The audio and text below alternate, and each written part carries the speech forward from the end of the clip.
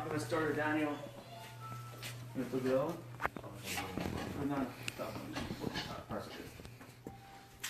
Daniel. Well, can you see him right there? Yeah, I can. Yeah. Oh, yeah. A lot better.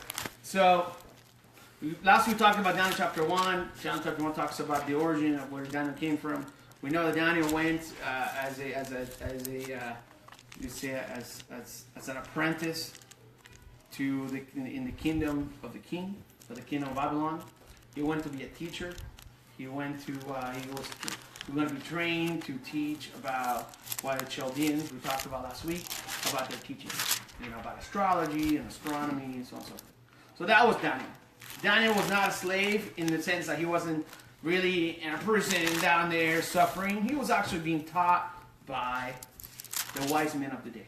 Okay, so he wasn't being he wasn't a slave in that sense of suffering, but he was definitely a slave in the sense that he was owned now by the king. He was not owned by anybody else. He was not his own person, you could say.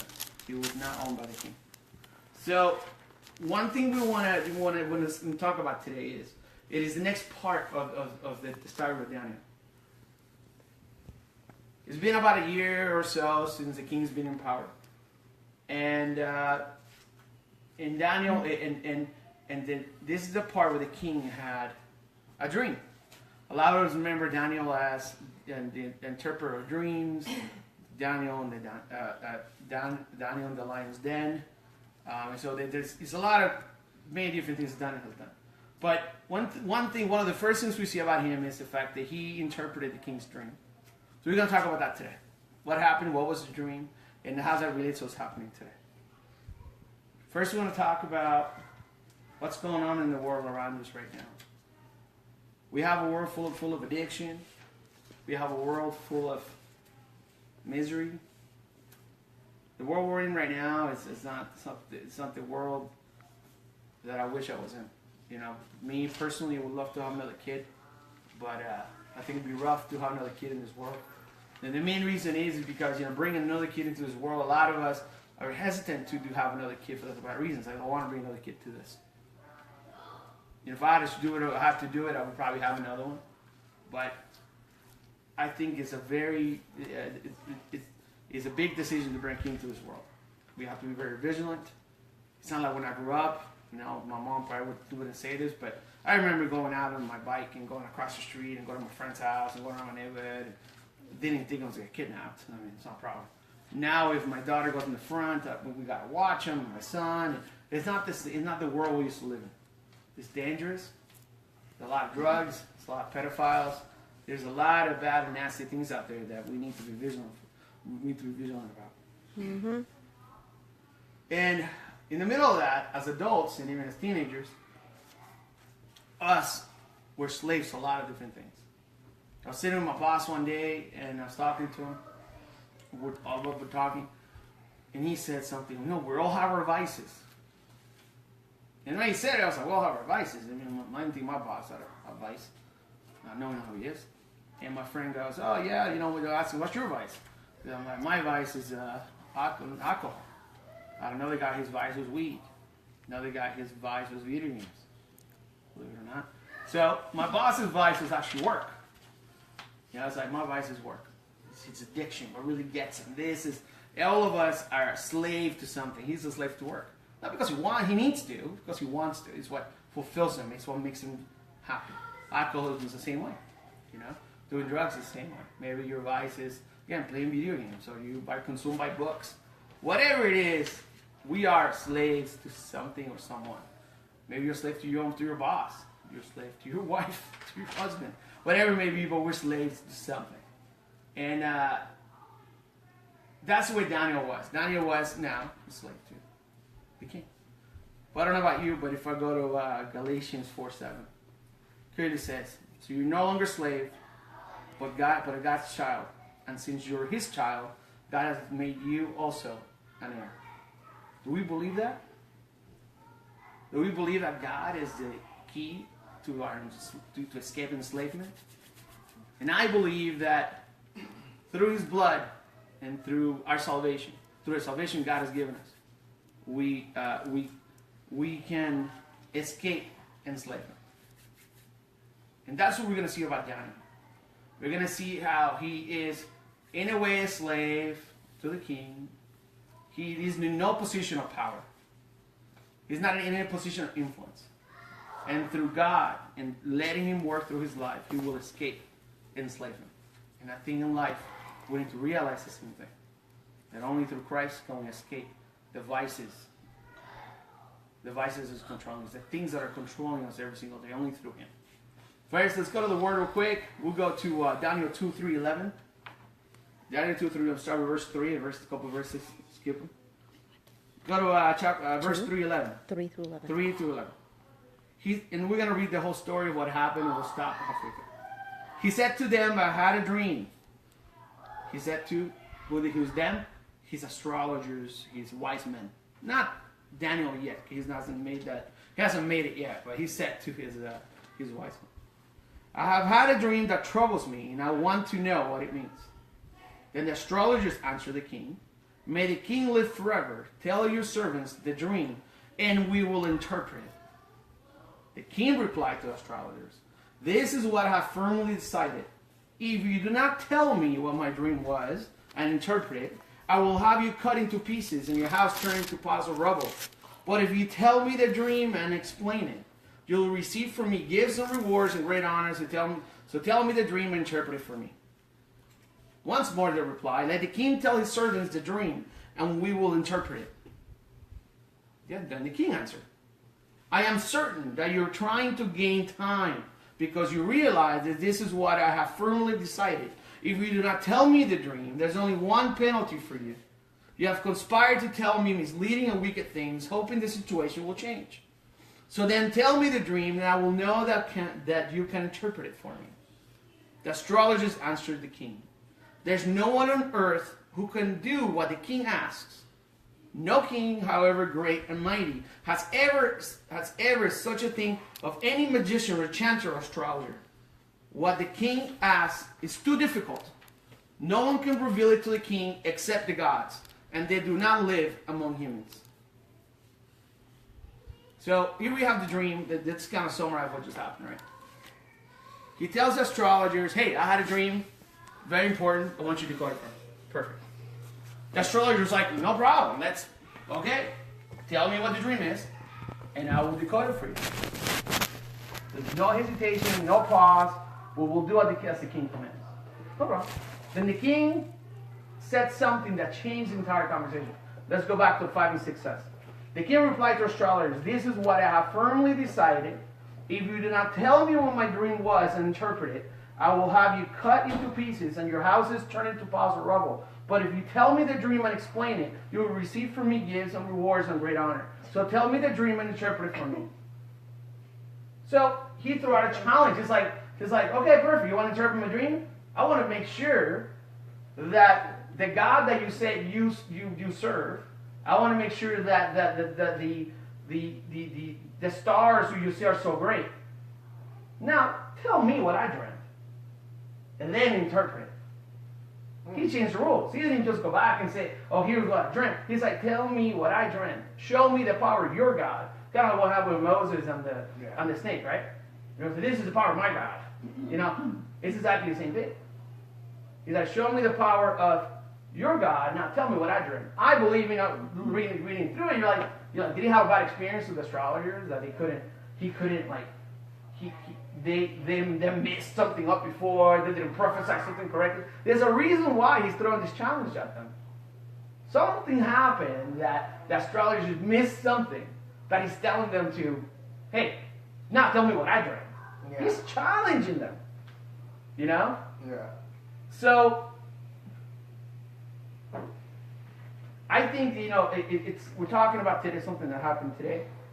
And then we're talking about friends, family, and how and the advice that we give to others. Here is a king who asks his counselors for advice on a situation.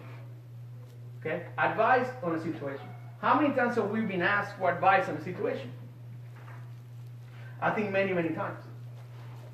But the advice that we were asked in this situation was not a normal advice, because the king changed the rules. Now, if they would have answered, if the king would have been like, well, I dream about 3 sheep and a pool and a silo, and tell me what it means, it would have been, okay, this is what I think it means. It would have been great. But the fact that he changed the rules and said, now, I want you to tell me what I dreamed and then interpret it, he challenged them. They knew they couldn't do that. They knew they couldn't do that. So how many times are we facing a situation where a friend of ours has asked us our honest opinion? Or we have to bring correction to our friends and family. We know we have to bring correction to our pastors. We have to bring correction to our leaders because we know that this is what we need to do. But we don't do it because we're afraid of the consequences. These guys knew that if they weren't to tell them some cockamamie story about what the dream would have been, that would have been like, they would have been killed. He's the king. He's the most feared king in the world at that point. So they knew they couldn't have done that. That happens to us. This happened to me. We've been challenged. All of us have been challenged.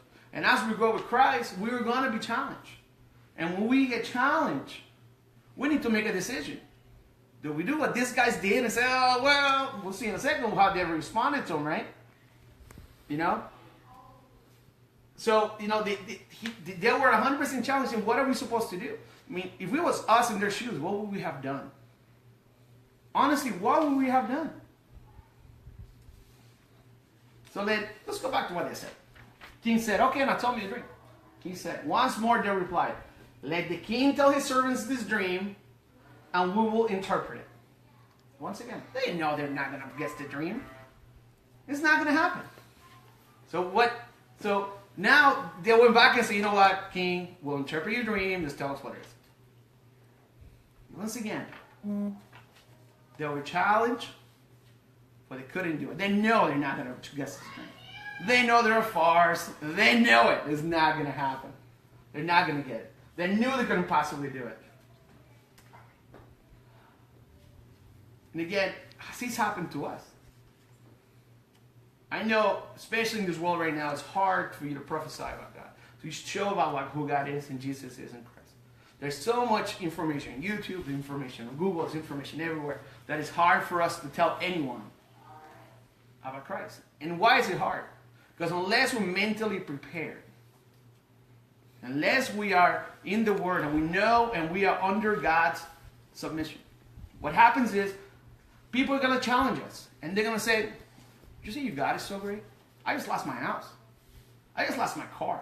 I'm about to go to prison. You think my God's so great? Show me how your God is great. What has he done for you? We are going to be challenged. Just like they were challenged. Just like they were challenged at that point and said, no, you know what? You want to interpret my dream? No problem. Tell me what my dream was. And I'll go ahead and then interpret it.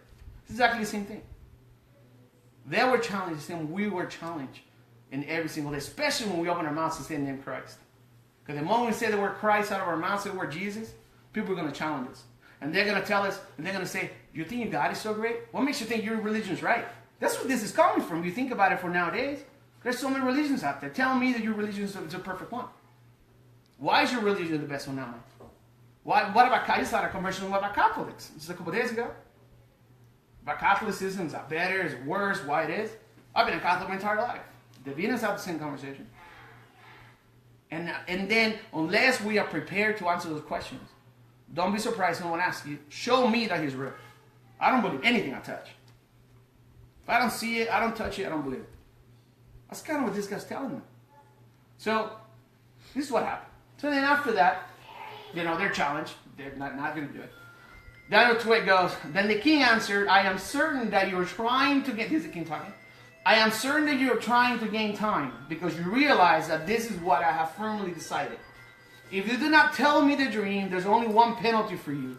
You have conspired to tell me misleading and wicked things, hoping the situation will change.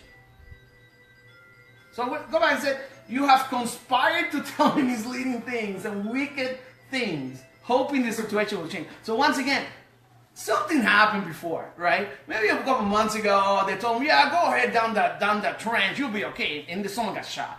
Who knows what happened? But there's a reason why he doesn't trust what they're telling them. I mean, he doesn't trust what his own counsel is telling them. And now keep in mind, the same counsel that he doesn't trust is also training new teachers, Daniel, his friends.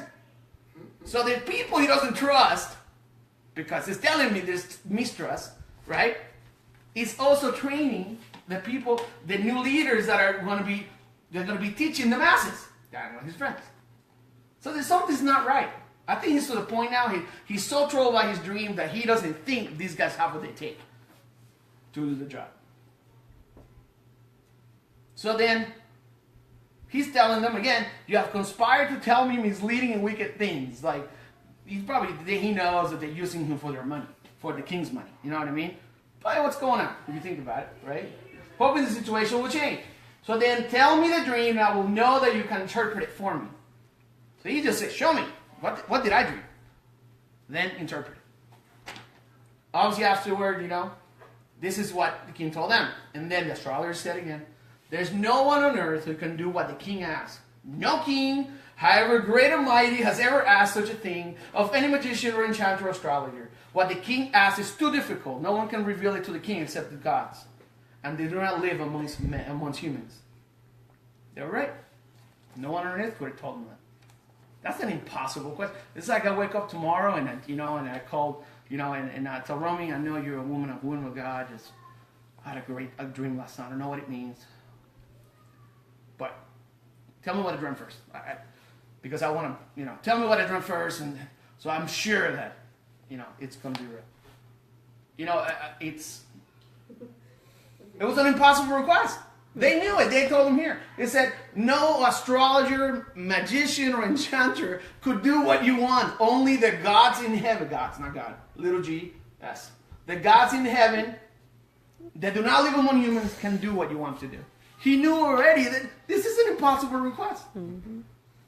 So then, that was not, that wasn't the right thing. The king was not happy about this. Let's be honest. I would not be happy myself. It's a very demanding king. This guy's the best. So what does he do? So go to verse 13 to 23.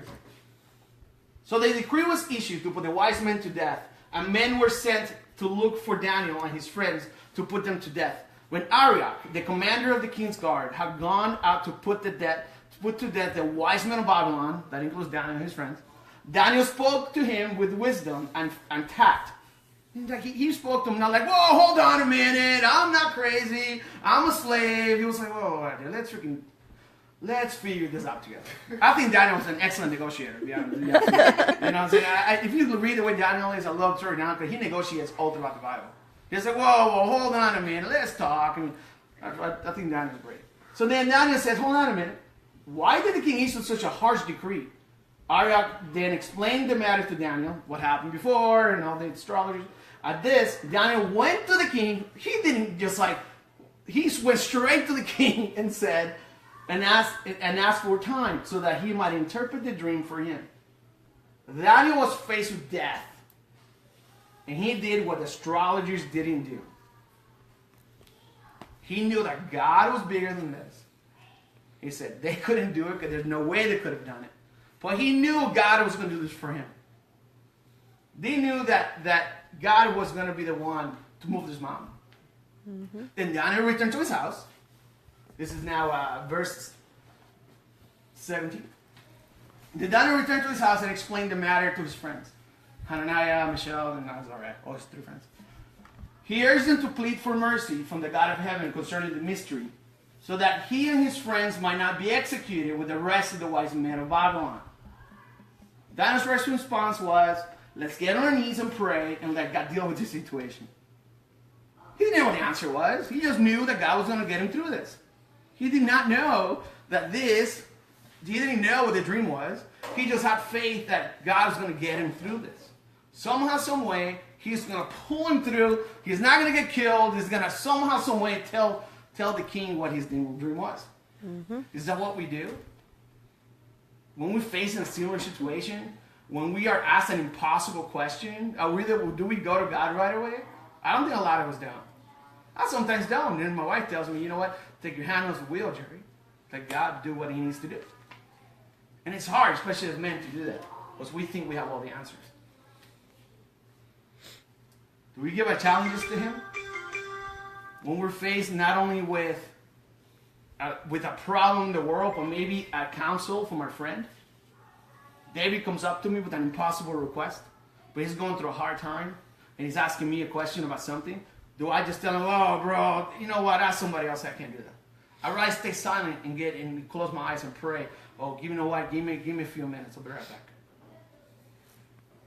Because God, I believe whenever someone asks me a question, or someone needs my advice, it's not because they think I'm the greatest ever. I think God put them in my life for a reason. I believe God puts people in our lives so we can be a blessing to them.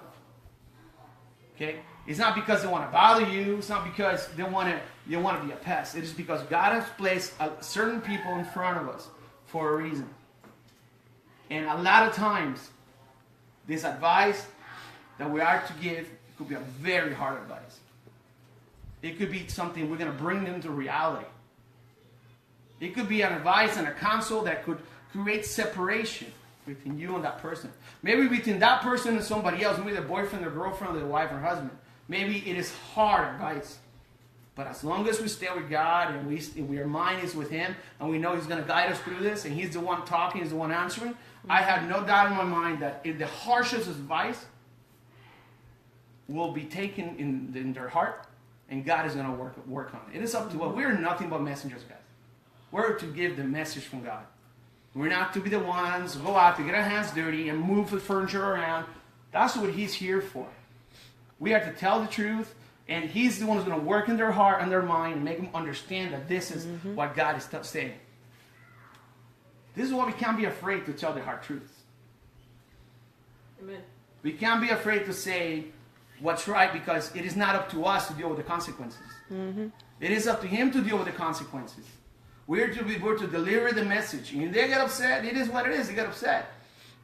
We just have to make sure that what we're saying comes from God and comes from Christ, and it is anointed word. It's not just us saying, talking out of emotion. At the end of the day, God is the one who will deal with the consequences. He will put everything in place. He will bring peace to the situation. It's not up to us. We will deliver the message. Daniel knew that their lives depended on him. They prayed and trusted that God was going to be there for them. God was the key to their escape. Escape from slavery. God was knowing God and knowing, trusting that He was going to reveal His dream to him. He knew that he was going to get through it. One thing he probably didn't know is that by him doing this, he was going to be liberated from his current situation. So then, go to verse number 19. During the night, the mystery was revealed to Daniel in a vision. Then Daniel praised the God of heaven and said, we're going to the second. God did it again. He prayed with his friends. Before he opened his mouth, he asked for a little time. Said, God, show me what you want me to do. I don't know what it is. I don't know if what you want me to do is the right thing. God, you tell me what I need to do. Him and his friends got him pray and they asked God for guidance. Same night, gotcha. Done. What is the next thing that Daniel does? Let's go to the next verse. Praise be to the name of God forever and ever. Wisdom and power are his. He changes times and seasons. He deposes kings and raises up others. He gives wisdom to the wise and knowledge to the discerning. He reveals deep and hidden things. He knows that what lies in darkness and light goes with him. I thank and praise God of my ancestors. You have given me wisdom and power. You have made known to me what we asked of you. You have made known to us the dream of the king. He just praised him. That's all he did. A lot of times we're going through, we are asking God for help, and God help us through this. Do we really sit back and do what Daniel just did and just praise him right afterwards? You know, God, thank you for answering that prayer. Thank you for helping Davinia. Thank you for helping Julia. Thank you, God. You're the Lord of Lords. You're the King of Kings. Thank you. Exactly what Daniel did. But he went to the king and said, go next verse. The king asked Daniel, also called Balthasar, are you able to tell me what I saw in my dream? I interpreted. So he's like, you're back. Welcome back. Perfect. Now, can you tell me the dream? We're going to go into that in 1 second, but I want to, we're going to go through the dream, what happened. What's important is the meaning of it. We'll show you in a second. Daniel replied, no wise man, enchanter, magician, or diviner can explain to king the mystery he has asked about. But as our God in heaven reveals mysteries, he has shown King Nebuchadnezzar what will happen in days to come. Your dream and the visions that pass through your mind as you were lying in bed are these. Boom. No man can do it, only God can do it. He didn't come back with no excuses. He knew God, it was done. I don't know, if you think about it, he was so sure of what he saw at night. He knew it came. He didn't like question. He was like, God, are you sure that's what you mean? I'm about to go to the king now. Like he asked God, like, God help me. He showed him the vision. He went back and was like, God? He didn't go and like question God and say like, I don't know if that vision comes from you. I think his relationship with Christ was so tight that he knew right away that came from God. It's done. He didn't have to question it and go back and forth, ask his friends, ask his pastor, ask his mentors, ask his brother. The vision came from God. His relationship was so tight that he knew that that came from God. He didn't have to question it. What did he do? Went to the king. And then Daniel explained to the king that his answer was not going to be found in false religions. That's what you see on top, but in the God of heaven. Let's look at the dream real quick, just so we're clear. And I'm going to summarize what the dream says, and it's a little bit better. So basically, Daniel saw a statue. I had a video up already, but TV's off, so by the time I turn it on, I'm going to lose like 3 minutes. So the dream was a statue of a man made up of a head of gold, a chest, arms of silver, a belly, thighs of bronze, and legs of iron, and feet of iron and clay. There's a statue formed of 5 different materials, you could say. The hardest at the top, the most brittle at the bottom. Then a rock was being made. This is the next part of the dream. A rock was made, not by human hands, but by God. Then the rock struck the statue on his feet and destroyed it. Then the rock started to grow and became a huge mountain covering the entire earth. That was the dream he wanted to know about. Giant statue, 5 different materials. At the bottom is the weakest. A stone gets made, a rock is made, gets thrown at the statue. It destroys the statue, but it destroys it at the bottom, and every other part of the statue crumbles.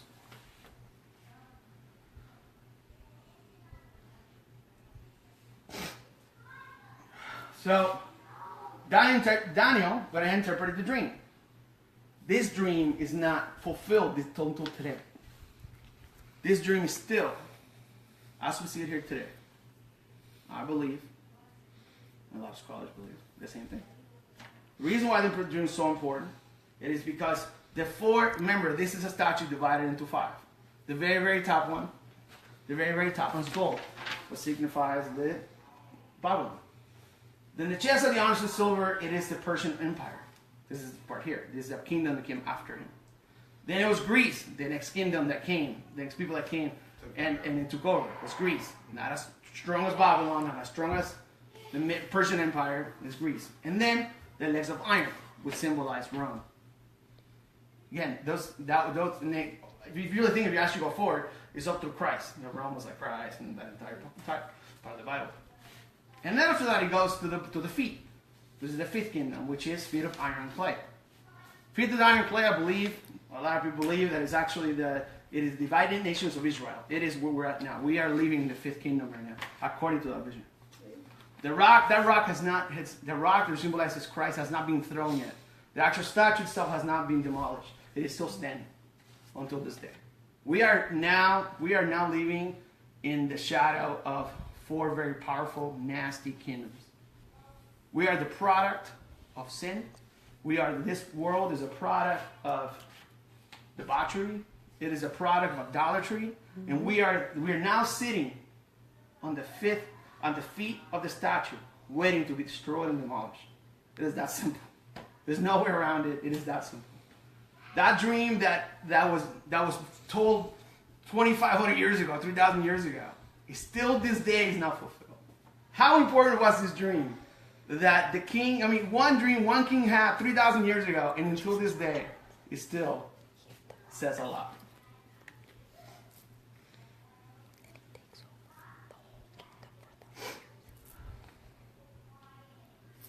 The rock could not only destroy the kingdom, so the rock was made. The rock not only destroyed the kingdom, but it also destroyed every kingdom that came before it. But the rock that struck the statue became a huge mountain. I filled the whole earth. That's how the prophecy actually pretty much ends. What does this mean? Again, keep this in mind. A rock goes, hits the statue, destroys it, and then it keeps growing like this, and it fills the entire earth. The one side becomes a mountain. What that means to us, this is the return of Christ.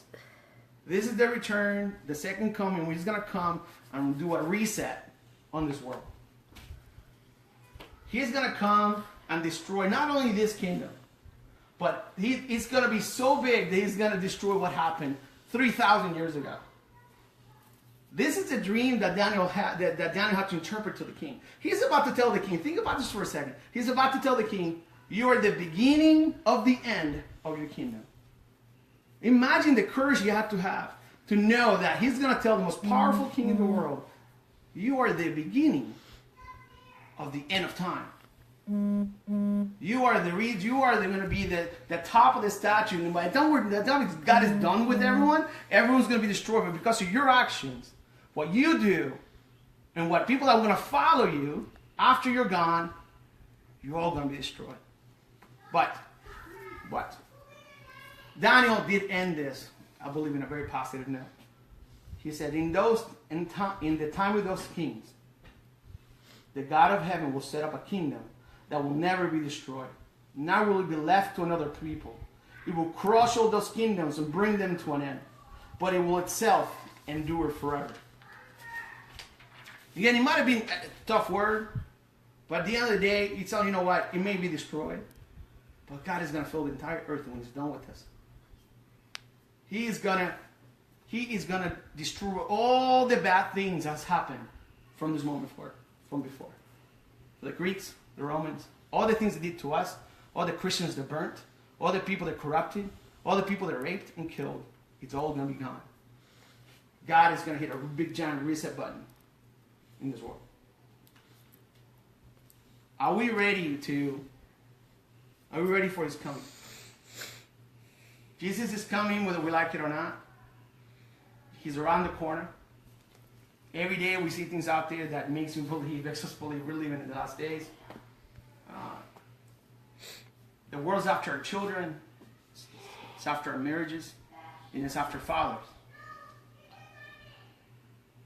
It's after all of us. But let me tell you one thing. They're not going to take my kids. And stand strong. Don't let them take your kids. Don't let them take your husbands. Your wives. This world, it's becoming something so filthy and so foul that it's become attractive to the sinful nature of our bodies. You know how the pastor said, I don't know why unbelievers say they want to go to heaven. When you go to heaven, all you want to do is praise God and be with him and be with God and sing with the angels and eat with him and just be in peace with God. The whole purpose of going to heaven is to be with God, to be with our Creator, to be with our Father. What would an unbeliever want to go to heaven? If all they're going to do is be with God. They don't like him. They don't want to be next to him.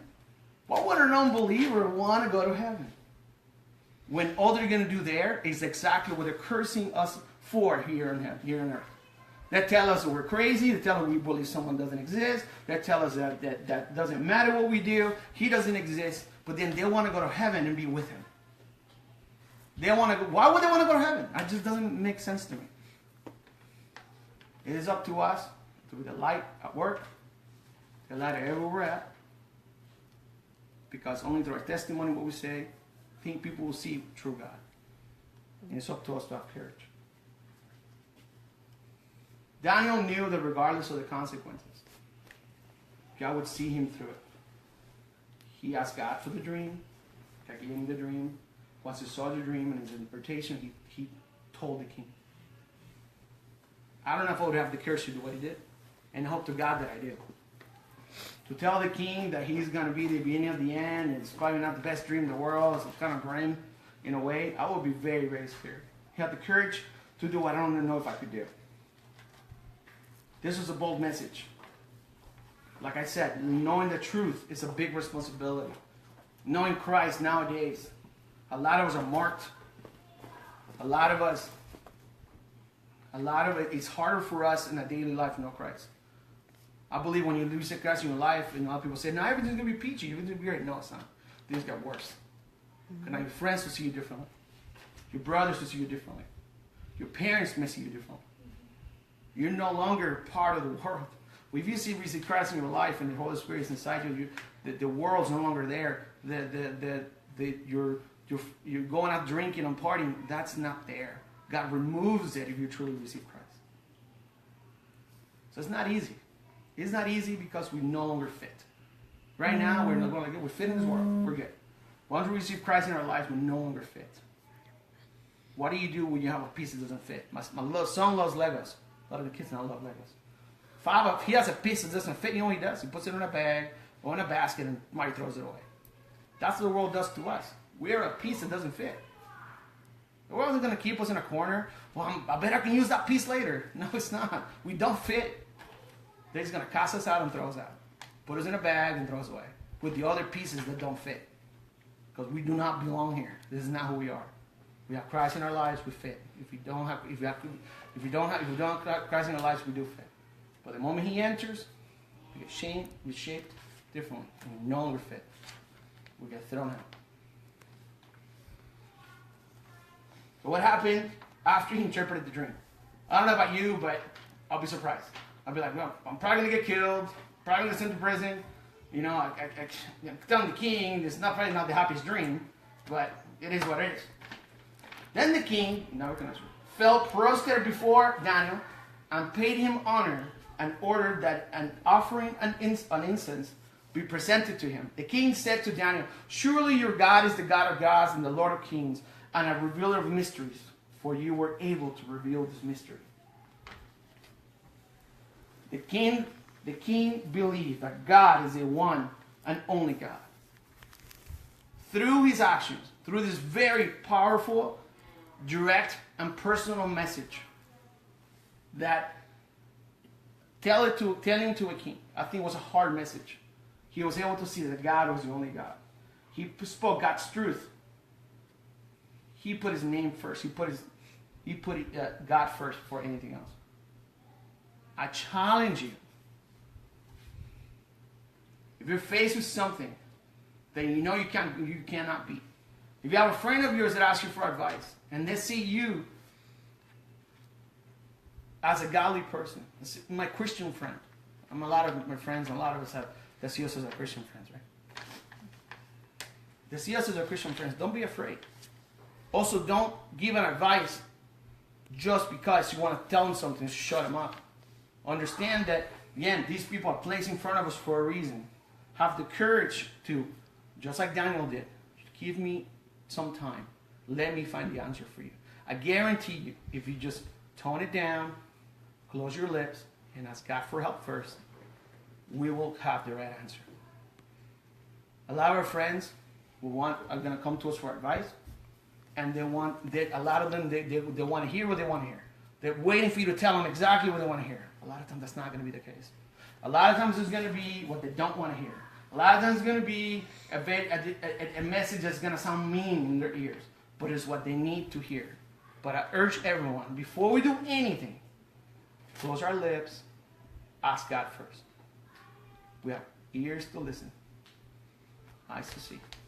And we have to ask God for guidance before we go any further, because we don't know. Same thing with our children. Time is short. God's coming. Are we going to act with them without asking God? If we're going through a situation with our kids, are we just going to go through and just tell them whatever, just shut them up? I don't think so. I think we have to pause. God, I'm going through this. What am I supposed to do? And then move forward. And then with God's guidance, deal with the situation. Because at the end of the day, we are the role models of our children.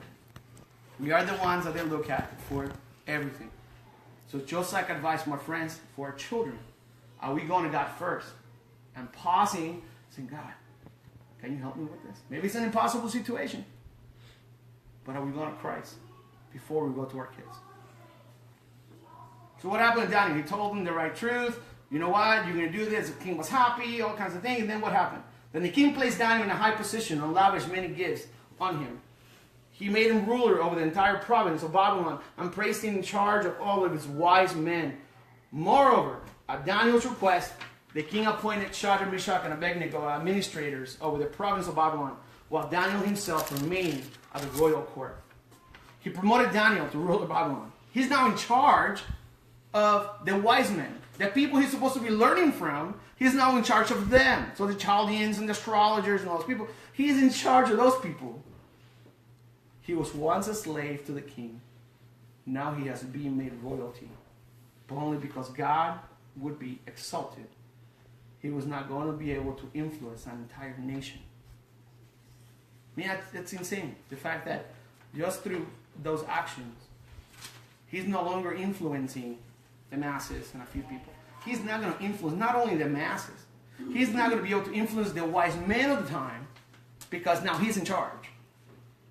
Now he can bring correction to those people.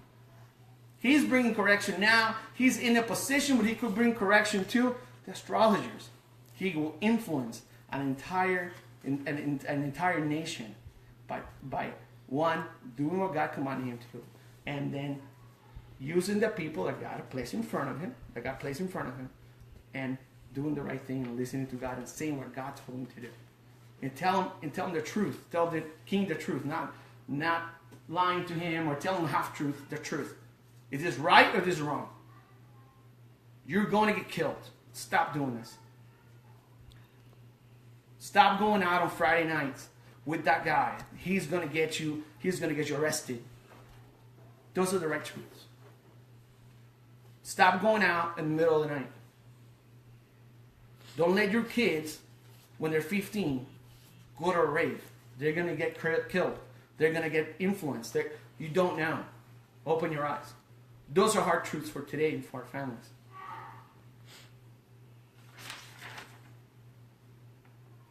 This was his path. This was Daniel's path. This is the beginning of his reign. This is the beginning of Daniel. Again, he started at nothing. This is where he's now next to the king in a position of influence. This is his path.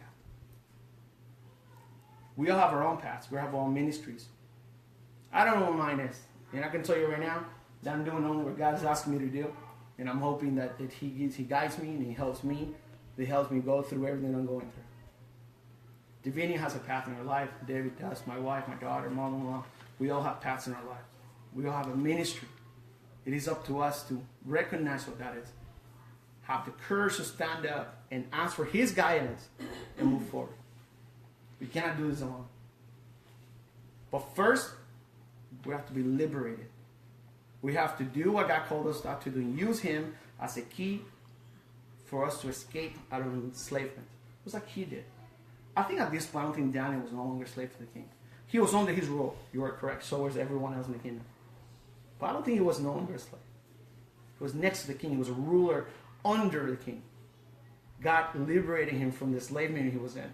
Now he's in a position of influence where he can exalt God in every day.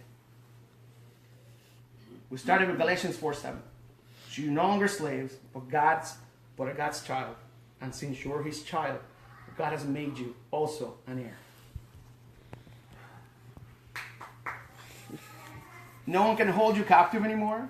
God is the key. Give your troubles to him. Understand that the times we're living right now, they're scary times. Have the courage to stand up and do the right thing, because you don't know what the reward's going to be, and you don't know what the end result's going to be of the situation. Just like Daniel did, he was about to get put to death. All he could do was give me a little time. Let me see if I can do this for you. Just give him a little time. He got on his knees, prayed. God answered. He delivered. God took care of the consequences. Not him. God took care of the consequences. Let's pray. God, thank you for this day, God. Thank you because you've given us a beautiful day. I pray that this word that comes from you is in our hearts. We pray, God, that today someone hears it. Something just clicks today.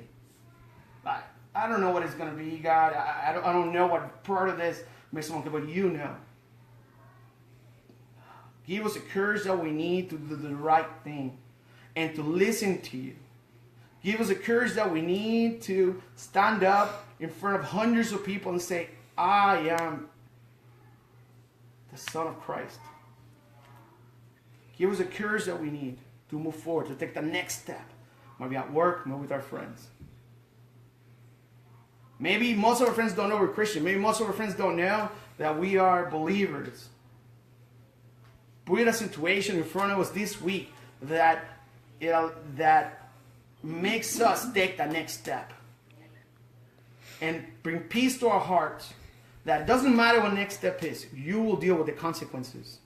It is not up to us to deal with that. We are to deliver the message. We are to be truthful. We are to be have integrity and say what you want us to say.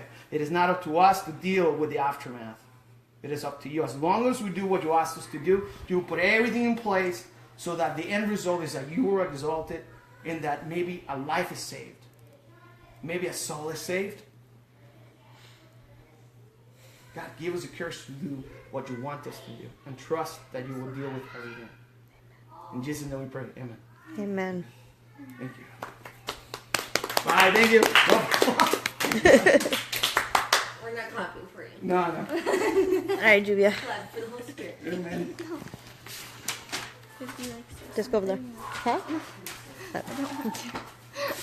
I think my daughter's going to sing. Uh-huh. I think. So, Gonna end our we're sermon. We're going to have her sing. Go, baby.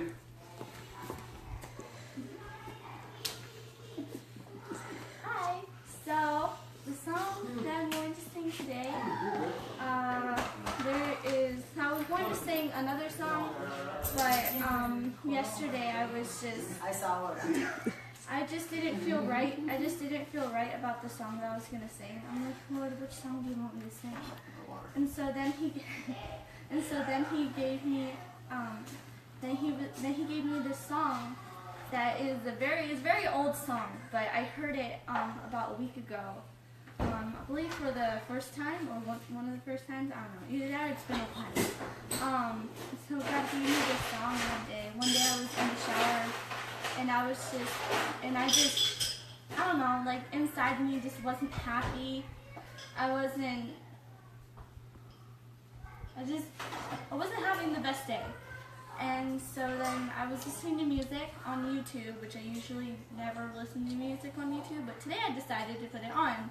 And so I did, and somehow, I don't know what it was, but the song changed. Like, I didn't touch it at all. The song just changed to this uplifting playlist, this Christian uplifting playlist. And it gave me this song. So that day I just started crying. I'm like, Lord, thank you so much, because it made me so happy to hear this song and that God is above all things and that it's going to be okay. So I chose this song for today. Nice.